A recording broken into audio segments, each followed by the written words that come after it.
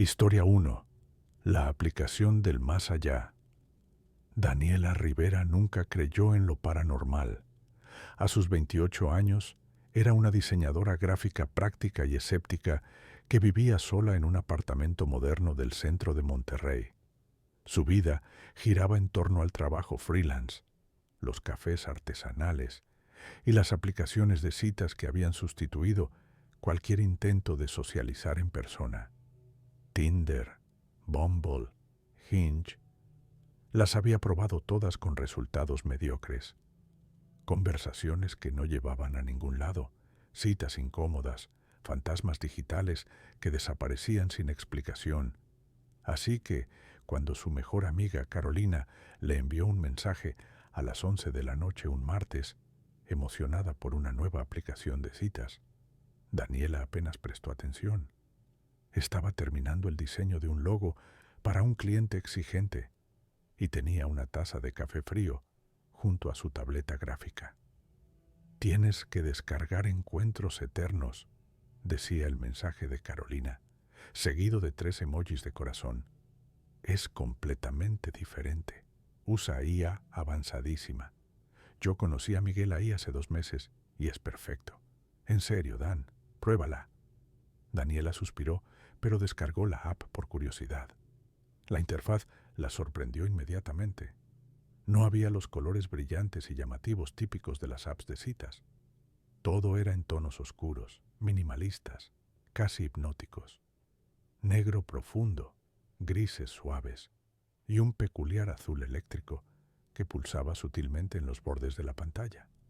El proceso de registro era exhaustivo, mucho más que cualquier otra app. Empezó con lo básico: nombre, edad, preferencias. Pero luego, las preguntas se volvieron extrañamente específicas. ¿Recuerdas tus sueños con claridad? ¿Has experimentado déjà vu más de 5 veces en tu vida? Describe tu recuerdo más antiguo con el mayor detalle posible. La pregunta que más la desconcertó apareció en la página 7 del registro.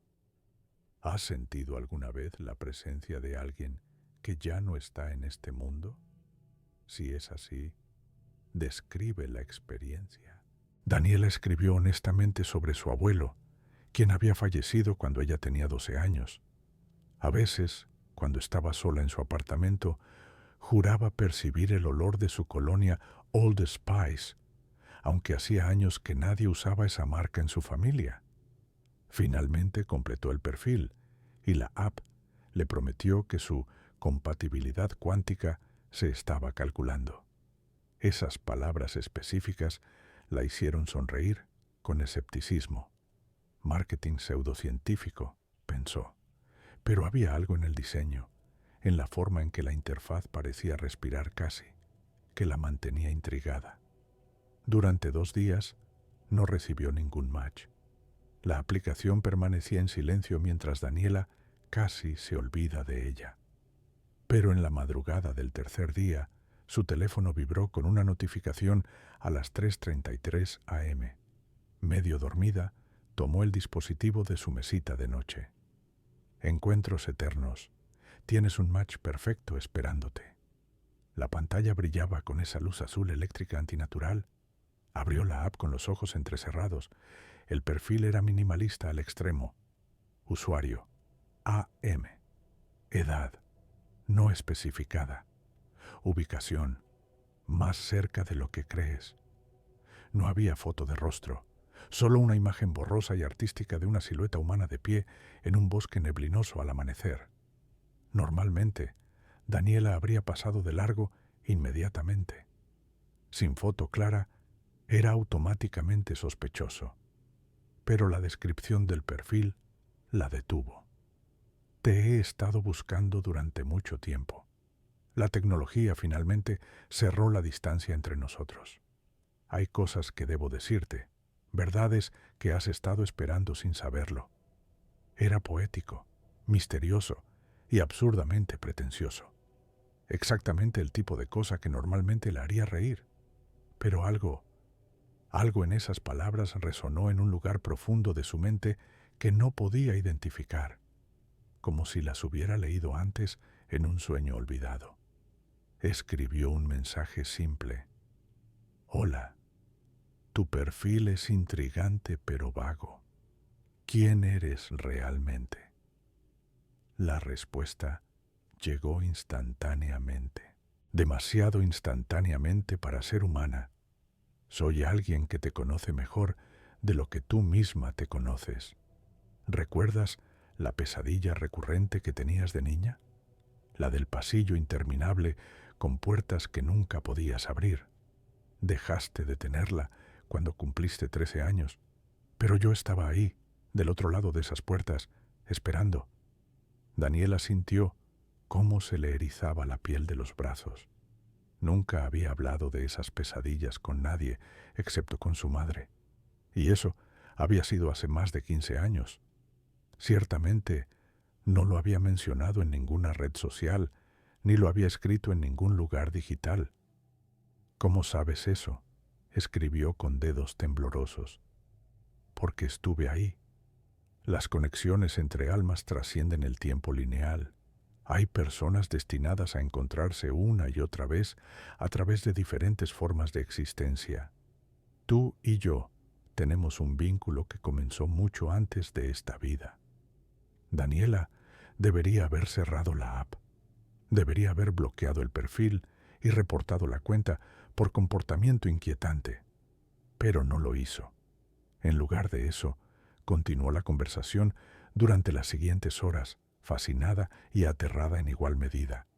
AM sabía cosas imposibles. Mencionó el lunar en forma de estrella que Daniela tenía en la espalda izquierda, oculto siempre bajo la ropa. Describió perfectamente el interior de su apartamento, incluyendo la grieta en el techo del baño, que parecía una cara si la mirabas el tiempo suficiente. Sabía sobre su miedo irracional a los espejos en la oscuridad, un miedo que nunca había admitido a nadie porque le parecía infantil. El miedo a los espejos es sabio, escribió AM. Los reflejos son portales potenciales, ventanas entre lo que es y lo que podría ser, entre los vivos y los que esperan. Durante la siguiente semana, Daniela se obsesionó con las conversaciones. AM le enviaba mensajes a horas específicas, siempre a las 3:33 AM, a las 2 p.m. exacto y a las 9:33 p.m. Nunca en otros momentos. Los mensajes eran cada vez más personales, más íntimos, revelando detalles sobre la vida de Daniela que ella misma había olvidado. Le recordó una canción que su abuela solía tararear mientras cocinaba. Daniela ni siquiera recordaba conscientemente esa melodía, pero cuando AM escribió las primeras líneas en texto, algo en su memoria se activó violentamente. Podía escucharla perfectamente, como si su abuela estuviera en la habitación. ¿Cómo haces esto?, preguntó una noche, sintiendo una mezcla de asombro y terror creciente. No lo hago yo. Son tus propios recuerdos saliendo a la superficie. Yo solo soy el catalizador. Soy el recordatorio de lo que olvidaste. ¿De quién olvidaste? ¿Y quién se supone que eres? Alguien que amaste, alguien que perdiste, alguien que nunca te dejó, aunque tú me dejaste atrás. Esa respuesta hizo que Daniela dejara caer el teléfono. Su mente comenzó a recorrer personas que había perdido. Su abuelo, obviamente. Una compañera de primaria que se había mudado y perdieron contacto. Un novio de la preparatoria que... Un flash de memoria la golpeó con fuerza física. Tenía 16 años. Había un chico en su clase de historia, Andrés Molina, callado, artístico, siempre dibujando en los márgenes de sus cuadernos. Le había gustado. Había habido algo entre ellos, conversaciones profundas después de clase. Y luego él, simplemente, desapareció. Se había mudado, decían algunos. Problemas familiares, murmuraban otros. Daniela nunca supo qué había pasado realmente. Los maestros no hablaban de ello, y en la era pre-redes sociales masivas, era fácil que la gente simplemente se desvaneciera de tu vida. Andrés escribió, aunque la idea era absurda. La respuesta tardó 5 minutos. Cada segundo se sintió como una hora. Casi. El nombre no importa. Lo que importa es la conexión. Y necesitamos encontrarnos en persona. Hay tanto que explicar y las palabras digitales son insuficientes. No sé si eso es buena idea. Lo sé. Tienes miedo. Deberías tenerlo. Esto es más grande que ambos. Pero también es inevitable. Ya empezaste a recordar. Los sueños han regresado, ¿verdad? Las puertas en el pasillo. Daniela se quedó helada. Era verdad. Las últimas 3 noches había tenido esa pesadilla olvidada. El pasillo interminable, las puertas cerradas, la sensación de que algo crucial esperaba detrás de cada una, pero nunca podía abrir ninguna. ¿Cómo? Porque yo las envío. Son mi manera de prepararte. Debemos encontrarnos, Daniela. Hay un lugar. El antiguo Hospital Español en las afueras de la ciudad. Conoces el edificio aunque nunca lo hayas visitado conscientemente. Lo has visto en sueños. Era verdad. De repente, podía visualizar perfectamente el edificio abandonado. 3 pisos, fachada Art Deco deteriorada, ventanas rotas como cuencas vacías. ¿Cómo sabía cómo se veía? ¿Por qué ahí? Porque es donde comenzó todo. Es donde el velo entre mundos se rompió por primera vez. Y es donde podemos completar lo que quedó inacabado hace tanto tiempo. Cada instinto de supervivencia de Daniela gritaba que no fuera. Pero algo más fuerte, algo que sentía como un gancho invisible en su pecho, tiraba de ella hacia ese lugar. Intentó desinstalar la aplicación 3 veces. Cada vez su teléfono se congelaba y se reiniciaba con encuentros eternos aún ahí, pulsando con su luz azul enfermiza. Intentó hablar con Carolina sobre la app, pero su amiga actuaba extrañamente evasiva. Es buena, ¿verdad? Encontraste a alguien especial. Sus ojos tenían un brillo vidrioso cuando lo decía. Todos encontramos a alguien especial eventualmente. Es el propósito de la app. La noche del encuentro llegó como una inevitabilidad. Daniela condujo hacia el Hospital Español en piloto automático, sus manos guiando el volante sin pensamiento consciente. Era luna llena, lo cual hacía que el edificio en ruinas se viera aún más fantasmal, bañado en luz plateada y sombras profundas. Eran las 3:33 am cuando aparcó.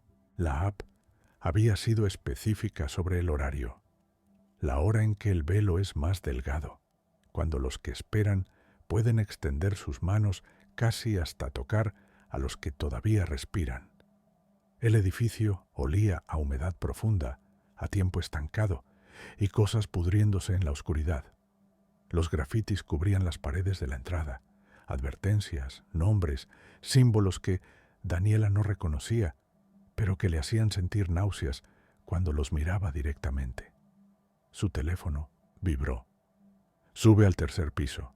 Habitación 333, nuestra habitación, donde todo terminó y todo puede comenzar de nuevo.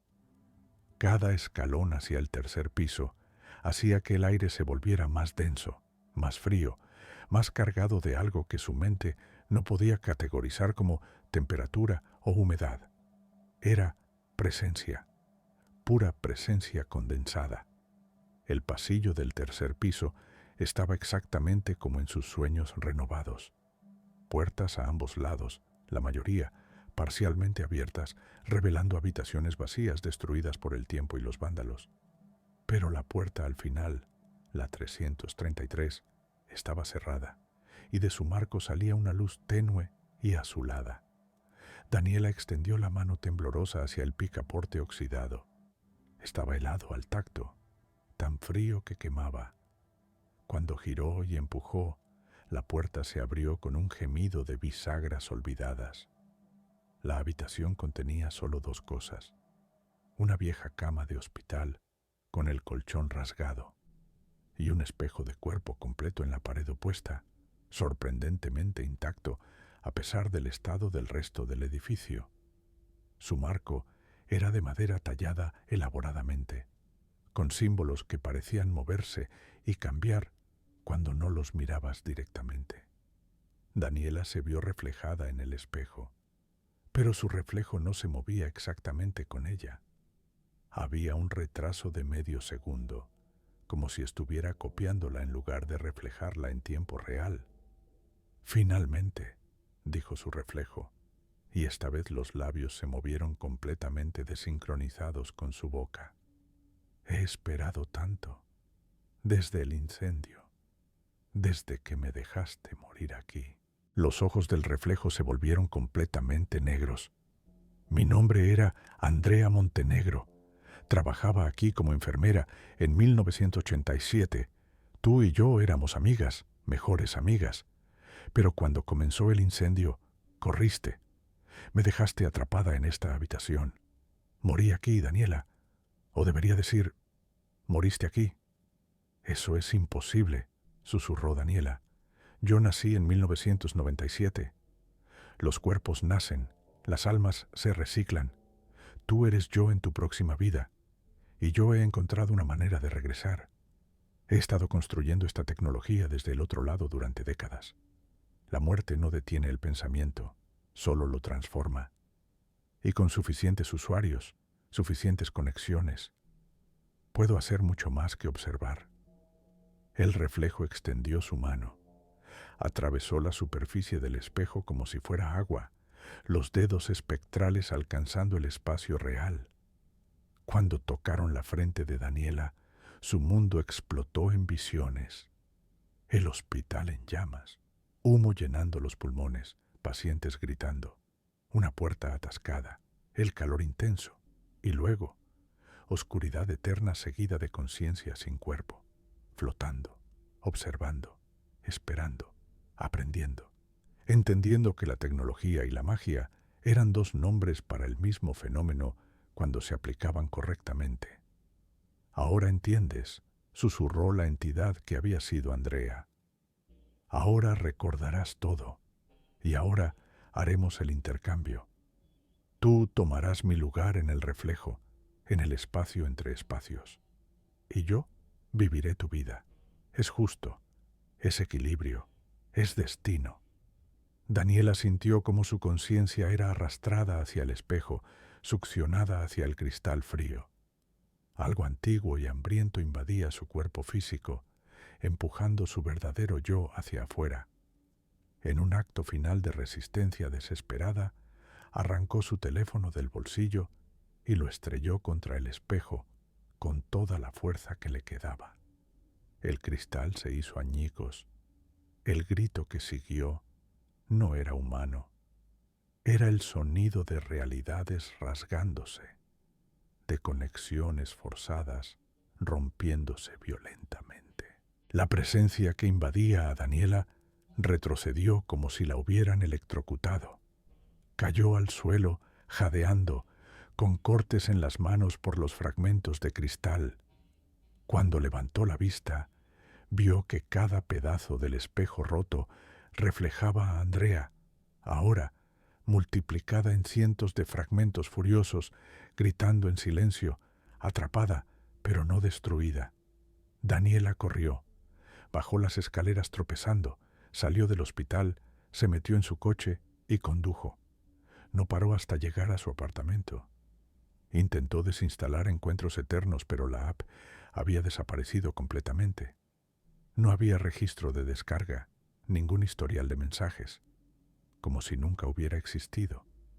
Pero 3 semanas después, a las 3:33 a.m., su teléfono vibró.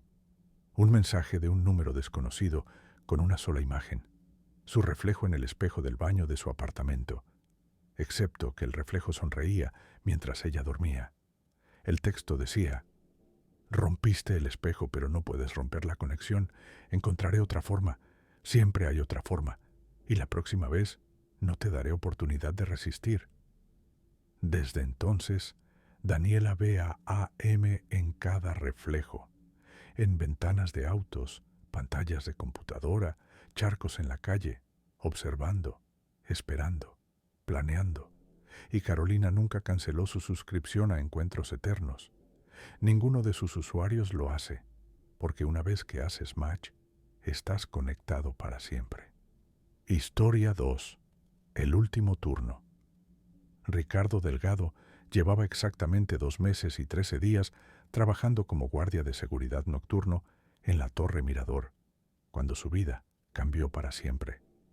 Era un edificio corporativo de 24 pisos en el Distrito Financiero de Ciudad de México. Uno de esos lugares que respira dinero durante el día, pero se transforma en algo completamente diferente cuando cae la noche. El trabajo era simple en teoría: hacer rondas cada hora por todos los pisos, monitorear las 47 cámaras de seguridad desde la estación de control en la planta baja y asegurarse de que ningún indigente o vándalo intentara entrar. El turno era de 11 p.m. a 7 a.m., 6 noches a la semana. El pago era decente, especialmente para alguien como Ricardo, que había perdido su trabajo anterior en una fábrica y necesitaba desesperadamente dinero para mantener a su madre enferma. Las primeras semanas habían sido tranquilas, aburridas incluso. Ricardo se había acostumbrado a la rutina. Llegaba a las 11, revisaba el registro con el guardia del turno anterior, hacía su primera ronda y luego pasaba la mayoría de la noche viendo las pantallas de seguridad mientras escuchaba podcasts en su teléfono a bajo volumen. El edificio tenía su propia atmósfera nocturna. Los pisos superiores, donde estaban las oficinas ejecutivas, siempre se sentían más fríos que los demás. Los pasillos vacíos amplificaban cada sonido: el zumbido del aire acondicionado, el crujido ocasional de la estructura asentándose, el siseo distante de las tuberías. Ricardo había aprendido a identificar todos estos sonidos normales, a no sobresaltarse con cada ruido. Pero esa noche, la noche de luna nueva de noviembre, algo fue diferente desde el momento en que entró al edificio. El guardia del turno anterior, un hombre mayor llamado Esteban, que normalmente era parlanchín y amigable, estaba inusualmente callado y pálido. ¿Todo bien, don Esteban?, preguntó Ricardo mientras firmaba el registro. Esteban lo miró con ojos cansados. Solo. No subas al piso 23 si puedes evitarlo esta noche, muchacho. ¿Por qué? ¿Hay algún problema? No hay problema. Solo, mejor no subas. Haz tus rondas rápido en los demás pisos. Y si escuchas algo raro, ignóralo. A veces este edificio hace ruidos. No significa nada. Antes de que Ricardo pudiera preguntar más, Esteban ya había salido por la puerta principal, caminando más rápido de lo que Ricardo lo había visto moverse nunca. La primera ronda comenzó a las 11:45 p.m. Ricardo subió metódicamente, piso por piso, usando las escaleras como siempre hacía para hacer ejercicio. Cada piso era igual: pasillos con alfombra azul corporativa, puertas de oficinas con placas de nombres, plantas decorativas en las esquinas, luces de emergencia creando charcos de luz verde en la oscuridad. Llegó al piso 22 sin incidentes, pero cuando se preparaba para subir al 23 se detuvo. El aire era diferente aquí, más pesado, y había un olor que no había notado en otras noches, algo como agua estancada mezclada con algo metálico, casi como cobre viejo. Ricardo conocía la historia del piso 23. Todo el personal de seguridad la conocía. 3 años atrás, un ejecutivo financiero llamado Martín Salazar había saltado desde la ventana de la sala de juntas. El suicidio había sido noticia durante semanas. Millones perdidos en inversiones fraudulentas, una familia destrozada, una nota confusa que no explicaba nada realmente. Desde entonces, ese piso estaba prácticamente abandonado. Algunas oficinas de archivos se mantenían ahí, pero nadie quería trabajar en ese nivel. Los ejecutivos se negaban. Incluso el personal de limpieza había solicitado formalmente no ser asignado al piso 23. Ricardo había subido ahí en rondas anteriores sin problemas. Pero esta noche, parado frente a la puerta de la escalera que llevaba al piso 23, cada instinto en su cuerpo le decía que no subiera. Decidió saltárselo y reportarlo como revisado. Nadie lo sabría. Bajó de vuelta a la estación de control y se sentó frente a las pantallas de seguridad. Configuró las vistas para mostrar las cámaras de todos los pisos en una cuadrícula. Todo se veía normal y tranquilo, excepto... Ricardo se inclinó más cerca de las pantallas. La cámara del piso 23, la que apuntaba al pasillo principal, mostraba algo extraño. No era un movimiento exactamente. Era más como si la imagen se distorsionara sutilmente, como ondas de calor en asfalto caliente. Pero el edificio estaba frío. Mientras observaba, el sistema de PA, altavoz público, del edificio, crepitó con vida. Eso era imposible. El sistema se apagaba automáticamente a las 10 p.m.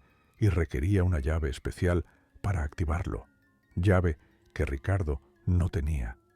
La estática llenó los altavoces y luego, casi imperceptible bajo el ruido blanco, una voz.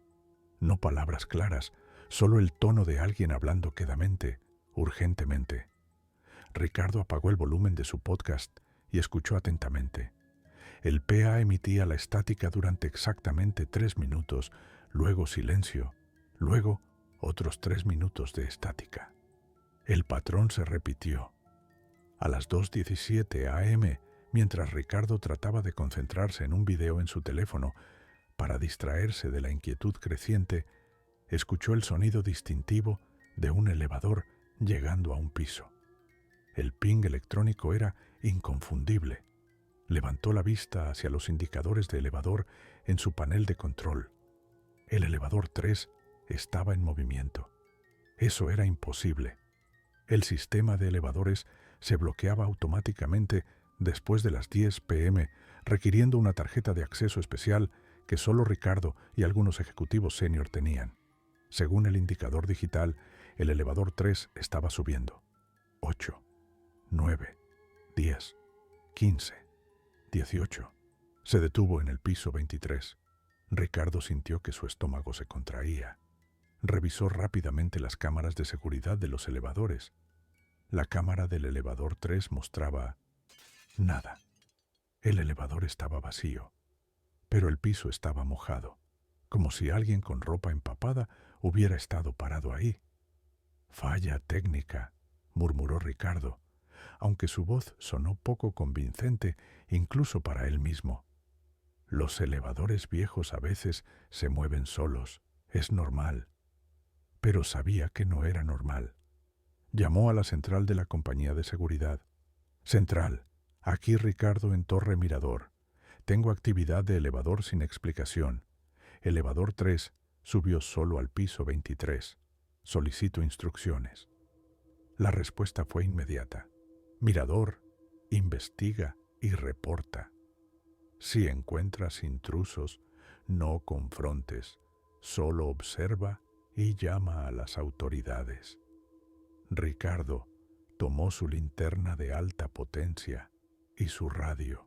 Su protocolo requería que investigara cualquier actividad sospechosa. No podía simplemente ignorarlo, no si quería mantener el trabajo. Tomó el elevador 2 hasta el piso 22, luego subió las escaleras al 23. Cada paso parecía requerir más esfuerzo que el anterior, como si la gravedad aumentara con cada peldaño. Cuando empujó la puerta que daba al pasillo del piso 23, el olor Lo golpeó con fuerza. Agua estancada, definitivamente, pero también algo más, algo que su cerebro quería identificar como descomposición, pero que no era exactamente eso. El elevador 3 estaba ahí, puertas abiertas, luz interior parpadeando espasmódicamente. Y en el piso del elevador había huellas húmedas, zapatos de hombre, talla grande. Las huellas llevaban desde el elevador por el pasillo hacia la sala de juntas. Ricardo siguió las huellas con su linterna. Cada huella húmeda brillaba ligeramente en la oscuridad, como si el agua tuviera algún tipo de fosforescencia. Se detenían frente a la puerta de la sala de juntas, la misma habitación desde donde Martín Salazar había saltado. Su radio crepitó. ¿Por qué tanto? La voz era casi inaudible bajo la estática, pero había algo extrañamente familiar en ella. «Central», repite, dijo Ricardo al radio. Solo obtuvo más estática como respuesta. Intentó su teléfono celular, sin señal. Eso también era raro. El edificio tenía excelente cobertura en todos los pisos normalmente. La puerta de la sala de juntas estaba entreabierta. Una luz pálida y azulada, como la luz de una pantalla de computadora, emanaba del interior. Ricardo empujó la puerta lentamente con su linterna. La sala se veía normal al principio. Mesa de conferencias larga, 12 sillas ejecutivas de cuero, pizarra inteligente en la pared, ventana grande con vista a la ciudad. Pero la ventana que había sido reemplazada y asegurada después del incidente, estaba completamente abierta. Las cortinas ondeaban violentamente con el viento nocturno que entraba desde fuera. Ricardo caminó hacia la ventana para cerrarla, su cerebro tratando de formular una explicación racional. Alguien del personal de limpieza debe haberla dejado abierta, aunque estaba seguro de que el protocolo de seguridad requería que todas las ventanas en ese piso permanecieran selladas. Cuando se inclinó para alcanzar el pestillo, lo vio. En el reflejo del cristal de la ventana, detrás de su propia imagen, había otra figura. Un hombre de unos 40 años, traje de negocios completamente empapado, cabello goteando agua, piel con un tono azulado enfermizo. El hombre en el reflejo lo miraba directamente, con ojos inyectados en sangre. Ricardo se giró rápidamente, el corazón latiendo descontroladamente. No había nadie detrás de él. El reflejo había mentido. «Esto es ridículo», dijo en voz alta, tratando de anclar su cordura con el sonido de su propia voz. Estrés, falta de sueño, nada más. Cerró y aseguró la ventana firmemente, pero cuando se dio la vuelta para salir, algo había cambiado en la habitación. Las 12 sillas, que habían estado posicionadas normalmente alrededor de la mesa, ahora estaban dispuestas en un círculo perfecto en el centro de la sala, todas apuntando hacia donde Ricardo estaba parado. Nadie las había movido. Ricardo había estado de espaldas a la sala solo durante 30 segundos. No había forma de que alguien hubiera reorganizado 12 sillas pesadas en ese tiempo sin hacer ruido. Corrió hacia la puerta. Se cerró de golpe justo antes de que pudiera alcanzarla, con tal fuerza que el marco entero tembló. Giró el picaporte desesperadamente. Estaba cerrado, atascado, como si hubiera sido soldado en su lugar. «¿Qué quieres?», gritó Ricardo al vacío, su voz quebrándose ligeramente con pánico apenas contenido. Las luces fluorescentes del techo comenzaron a parpadear, rápido al principio, luego estableciendo un ritmo más lento, casi hipnótico. En cada destello de oscuridad, la figura del hombre empapado aparecía más cerca. Primero, junto a la ventana, flash de luz, flash de oscuridad, ahora junto a la pizarra, flash, flash, junto a la mesa, flash, flash, a 2 metros de distancia. Ricardo podía oler el agua estancada más fuertemente ahora. Podía escuchar el goteo de ropa empapada en el silencio entre los parpadeos. Durante un flash de oscuridad particularmente largo, sintió dedos helados, más fríos que cualquier cosa que hubiera tocado en su vida, envolviéndose alrededor de su garganta. No apretaban exactamente, solo sostenían. Una voz susurró directamente en su oído, tan cerca que sintió el aliento imposiblemente frío. No salté. Me empujaron. 3 hombres. Los nombres están en los correos. Lo cubrieron. Llamaron suicidio para proteger a los verdaderos criminales. Y cada persona que trabaja en los pisos superiores lo sabe. Todos lo saben. Pero nadie dice nada porque el dinero habla más fuerte que la justicia. Las luces se estabilizaron. La presión en la garganta de Ricardo desapareció. Cayó al suelo, tosiendo y jadeando. Cuando levantó la vista, el hombre empapado estaba de pie frente a él, completamente visible ahora, sólido, de una manera que no debería ser posible para algo, claramente, no vivo. Sus ojos eran lo peor, inyectados en sangre, sí, pero también llenos de una desesperación tan profunda que era casi palpable. Y detrás de la desesperación, algo peor, esperanza. La esperanza de un alma en tormento que finalmente había encontrado a alguien que podía verlo, escucharlo. Mi nombre era Martín Salazar, dijo la aparición, su voz sonando como si viniera de debajo del agua. Trabajaba aquí. Me obligaron a participar en un esquema de lavado de dinero. Cuando amenacé con ir a las autoridades, me encontraron aquí. Me arrastraron hasta la ventana. Yo no quería morir. No dejé ninguna nota. Eso fue forjado después. Ricardo temblaba violentamente, pero encontró su voz. ¿Por qué me estás contando esto? Porque puedes verme, realmente verme. La mayoría de la gente no puede. Pero tú has tenido este don desde que eras niño, ¿verdad? Las sombras que nadie más notaba, las voces que atribuías a tu imaginación. Has estado negándolo toda tu vida. Era verdad. Ricardo nunca lo había admitido a nadie, ni siquiera a su madre. Desde pequeño había visto cosas, figuras en las esquinas de las habitaciones, escuchar conversaciones que nadie más oía, despertar en la noche sintiendo presencias observándolo. Había aprendido a ignorarlo, a convencerse de que no era real, porque admitir que era real significaría admitir que estaba loco. No estás loco, dijo Martín, como si hubiera leído sus pensamientos. Estás dotado o maldecido, dependiendo de cómo lo mires, y necesito tu ayuda. ¿Qué quieres que haga? La evidencia está aquí, piso 18, oficina 1804, oficina del director financiero actual.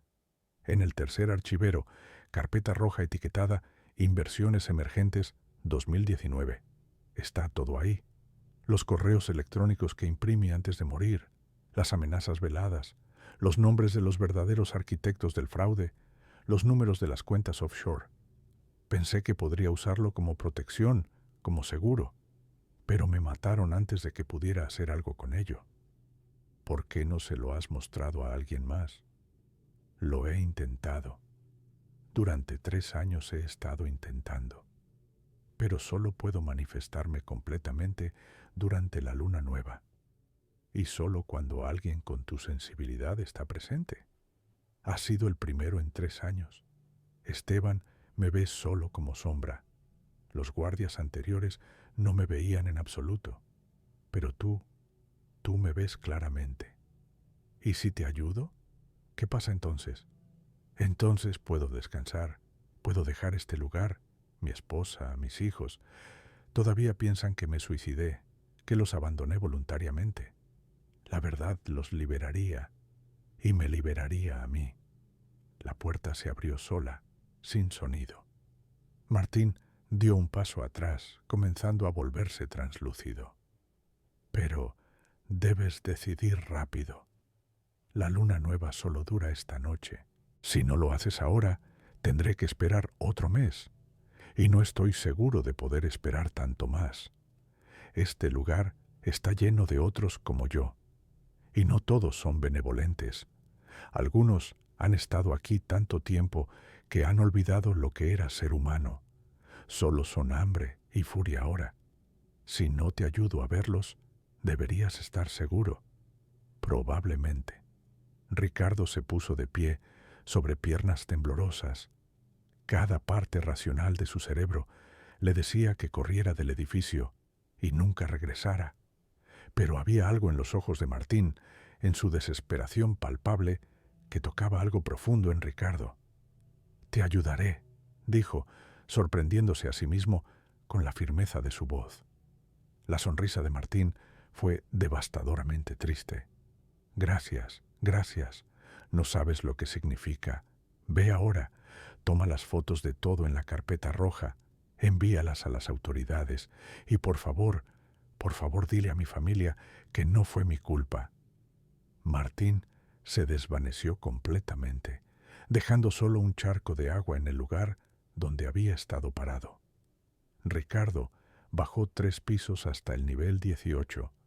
La oficina 1804 no estaba cerrada. La puerta se abrió fácilmente cuando la probó, como si una fuerza invisible la hubiera desbloqueado para él.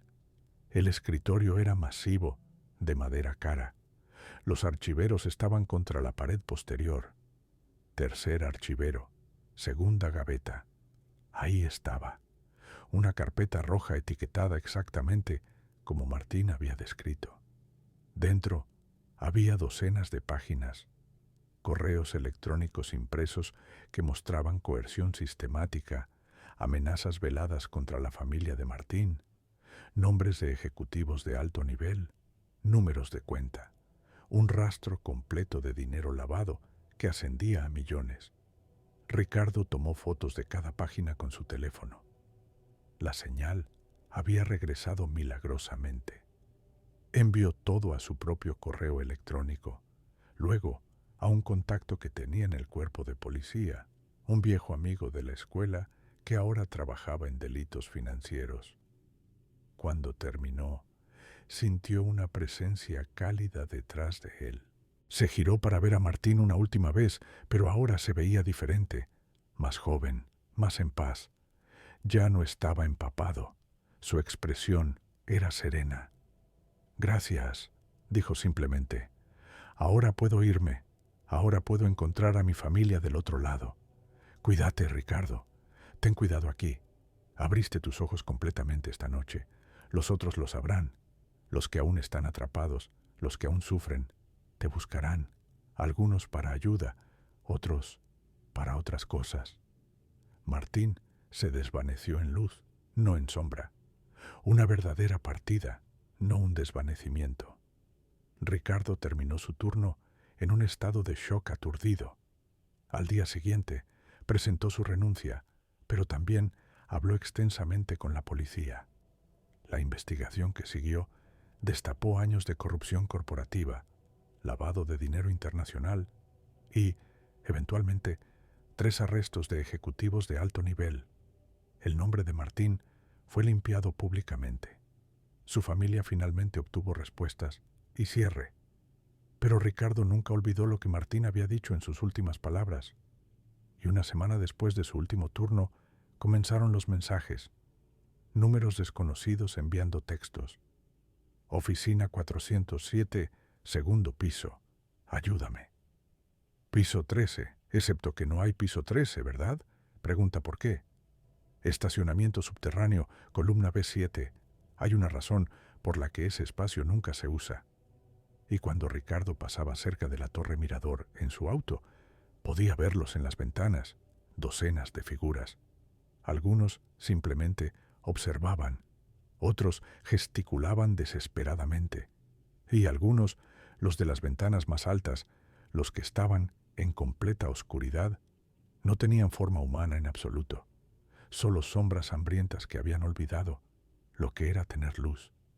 Había ayudado a uno, pero la torre mirador tenía muchos secretos más, y ahora que Ricardo había probado lo que podía hacer con su don no deseado, los muertos sabían su nombre, y los muertos nunca olvidan. Historia 3. La herencia maldita. Cuando la abuela de Sofía Villareal falleció a los 94 años en un asilo de ancianos en Oaxaca, nadie en la familia extendida esperaba que hubiera dejado un testamento detallado. La abuela Elena había sido una mujer reservada, casi ermitaña, que había pasado los últimos 5 años de su vida en cuidado profesional después de que su salud mental comenzara a deteriorarse. Hablaba de cosas que no tenían sentido, sombras que caminaban, espejos que mentían, puertas que no debían abrirse. Así que fue una sorpresa considerable cuando la notaría familiar, licenciada Márquez, contactó a Sofía específicamente para una lectura del testamento. Sofía, de 28 años y trabajando como administradora en una escuela primaria en Puebla, apenas conocía a su abuela. La había visitado tal vez 3 veces en toda su vida, todas cuando era niña. Sus recuerdos de la anciana eran vagos. Una mujer seria, de ojos profundos, que siempre olía a hierbas, y miraba a Sofía de una manera que la hacía sentir como si estuviera siendo evaluada. La oficina de la notaría en Oaxaca estaba en un edificio colonial con techos altos y ventanas que daban a un patio central. La licenciada Márquez, una mujer de unos 60 años, con el cabello recogido en un moño perfecto, tenía una expresión grave cuando invitó a Sofía a sentarse. Tu abuela fue muy específica sobre esto. Comenzó sin preámbulos. El testamento se redactó hace 40 años y se ha actualizado regularmente, siempre manteniendo la misma disposición central. Todo va para ti, la casa de campo, todos sus contenidos y... Hizo una pausa significativa. Todas las responsabilidades asociadas. ¿Responsabilidades?, preguntó Sofía, confundida. Es solo una casa vieja en el campo, ¿no? Es una propiedad considerable. La casa en sí data de 1847, 400 metros cuadrados, terreno de 2 hectáreas, completamente pagada. No hay deudas ni gravámenes. La notaría deslizó una fotografía a través del escritorio. Mostraba una casa colonial impresionante de piedra y madera, con arcos y un patio central. Se veía bien mantenida, lo cual era sorprendente, dado que se suponía que había estado vacía durante 5 años. Tu abuela también dejó esto. La licenciada Márquez le entregó un sobre de papel grueso, sellado con cera roja. Instrucciones explícitas. Debes leerlo antes de decidir si aceptas la herencia. También tienes la opción de rechazarla completamente. Nadie te juzgaría por hacerlo. Yo, honestamente, te aconsejaría considerarlo cuidadosamente. Algo en su tono hizo que Sofía se inquietara. ¿Usted sabe qué hay en la carta? Tu abuela me permitió leerla hace décadas. Yo era muy joven entonces, recién graduada. Pensé que estaba senil, que lo que describía era delirio de una mente deteriorada. Pero he manejado el mantenimiento de esa propiedad durante 40 años. He visto cosas que... Bueno, lee la carta. Luego decide. Sofía abrió el sobre esa noche en su hotel. La letra de su abuela era temblorosa pero legible, llenando 5 páginas de papel fino. Lo que leyó hizo que su mundo cambiara. Mi querida Sofía, si estás leyendo esto, significa que he cruzado el velo y ya no puedo cargar con la responsabilidad que ha definido mi vida desde que tenía tu edad. Sé que apenas me conociste. Eso fue intencional. Mantuve distancia para protegerte durante el mayor tiempo posible. Pero la sangre es destino en nuestra familia y ahora el destino te ha alcanzado. En 1847, nuestro ancestro, Don Ernesto Villareal era un hombre de medios considerables y curiosidad insaciable. Coleccionaba artefactos, libros prohibidos, objetos que la gente decente evitaba. Durante un viaje a Guatemala, adquirió un espejo de un vendedor ambulante que afirmaba que el objeto había pertenecido a un Acaccoquic, un sacerdote adivino maya que lo usaba para comunicarse con Xibalbá, el inframundo de la mitología maya. El vendedor advirtió a don Ernesto que el espejo nunca debía usarse para rituales, que era solo para observación pasiva. Pero don Ernesto era arrogante, como muchos hombres de su posición y época. Creía que con suficiente conocimiento cualquier poder podía ser controlado. Durante 3 noches seguidas realizó un ritual que encontró en un grimorio francés del siglo XVII. El ritual prometía abrir puertas entre mundos, permitir comunicación con los muertos, revelar verdades ocultas. Funcionó. Pero lo que vino a través del espejo no eran los espíritus benevolentes de familiares fallecidos que don Ernesto esperaba. Era algo más antiguo, más hambriento. Entidades que existían en los espacios entre vida y muerte, ni completamente de un lado, ni del otro. El espejo se convirtió en un portal, una grieta en la realidad. Don Ernesto intentó cerrar el portal. Probó contrarrituales, bendiciones, incluso intentó destruir el espejo. Pero el objeto era más resistente que cualquier material normal, y las entidades que había invitado no tenían intención de irse. Habían encontrado un ancla en nuestro mundo, y ese ancla era el espejo y la sangre de quien realizó el ritual, don Ernesto y todos sus descendientes. La única manera de mantener las entidades contenidas, de evitar que el portal se expanda y las libere completamente en nuestro mundo, es que alguien de la línea directa de sangre Villareal viva en la casa, siempre. Las entidades están atadas al espejo por la sangre del ritual. Mientras un descendiente viva en la propiedad, el portal permanece estable pero cerrado. Si la casa queda vacía por más de una fase lunar completa, aproximadamente 29 días, el portal comienza a abrirse. Las entidades ganan fuerza. Pueden comenzar a manifestarse más allá de los confines de la casa. Yo he guardado esta casa durante 67 años, Sofía, desde que mi madre murió cuando yo tenía 27. Antes que ella, fue mi abuela, y antes que ella, su padre. 7 generaciones de Villarreales han sido guardianes de este portal, prisioneros voluntarios para proteger al mundo de lo que don Ernesto desató.